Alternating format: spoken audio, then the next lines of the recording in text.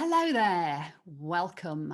And if you have watched a couple of my other previous videos, you might now be looking at this t-shirt and thinking, oh my God, she is obsessed with Elvis Presley. And I just want to point out that it's coincidence. I didn't think when I put this t-shirt on and I knew I was going to be filming today, I had forgotten that we used a certain Elvis Presley reference and t-shirt in my previous video, which I highly recommend you watch. It's about smart wellness made easy. But I just wanted to point out that this one isn't about Elvis. We're going to talk about biohacking and the difference between what is biohacking and what is smart wellness. So in my previous videos, I explained smart wellness, but a quick recap. Okay, for me, smart wellness is a combination of three things: learning about your biology so you understand it, how it works, right? So there's a learning element. You need to go through that journey, just learning the basics so you understand the basic systems in the brain and body. Once you've understood those at a really simple level, doesn't take time to, much time to learn it. The second part of smart wellness is the use of biohacks, right?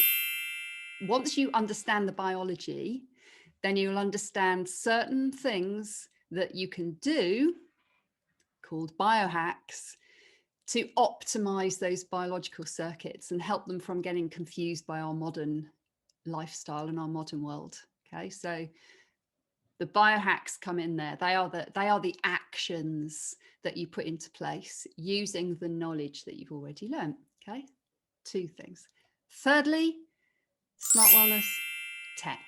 So devices that give you data that can inform you on how effective those biohacks are being at maintaining your biological systems, right? So that's what I said in the other videos. I was looking at smart wellness, those three things. But taking biohacking on its own, I was first exposed and introduced to biohacking. It wasn't called biohacking then, but that's what it is. So in 1991, I was a sport and exercise science student at university in Cardiff in Wales. And I went on a student exchange trip with a university in Los Angeles. Okay, so students from LA went to Cardiff. I went from Cardiff to California, which I thought was amazing, obviously. And while I was there, I was invited to visit a US naval base in California on the coast, San Diego.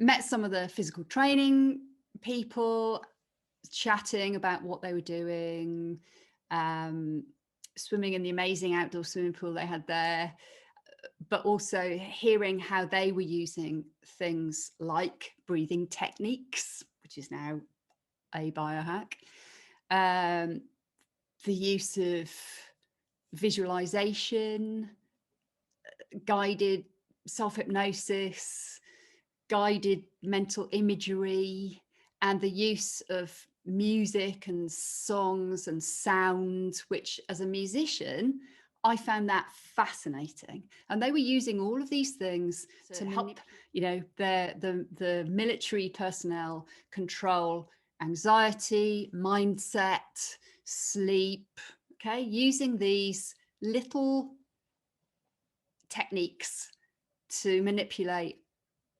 biological systems. This was 30 years ago. Okay, so I came back. I graduated as a sport and exercise scientist. Then I did a master's degree in sport and exercise science. Started working with British Olympic teams, using these same principles. Right, this is how you use sound and music in particular. That's the one that I really latched onto. Partly because I was a musician, but mainly because it's so efficient and effective. The ears lead to the brain. So that is an incredible input channel when you use it to its maximum capacity, right? So thinking about what sounds you put in your ears and putting specific sounds in at specific times to achieve particular mindsets, or changing brain chemistry, or synchronizing breathing to reduce anxiety chemicals, or depends what you're trying to do. It's super powerful. So I started using those decades ago, and it's only recently now the biohacking term, which I really like. Okay, and let me just explain if I haven't really quite explained that term right now. So a life hack, which I'm sure you're all familiar with, is something that makes something easier. Okay, so the most efficient way of doing something. So maybe it's the most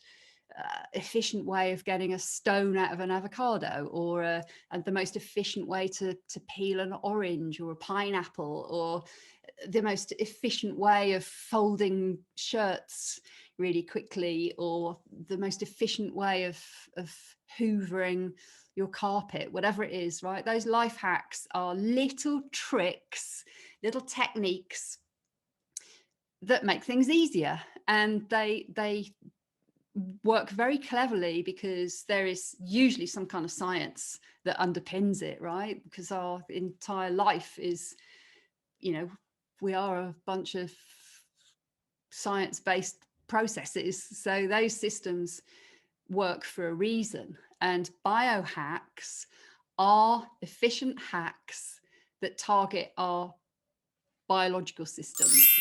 So the way we're wired, and we're all wired this way, it's these systems inside us they've developed over millions of years. Our modern world has developed in the last 50 to 100 years. Most of the things that we're using are very modern inventions. So we are using an operating system that's massively out of date. And there's no way that you're going to get an upgrade during our lifetime, right? It has, the fascinating thing about the brain is that it has the ability to adapt very quickly, and change, like physically change. So this is called plasticity.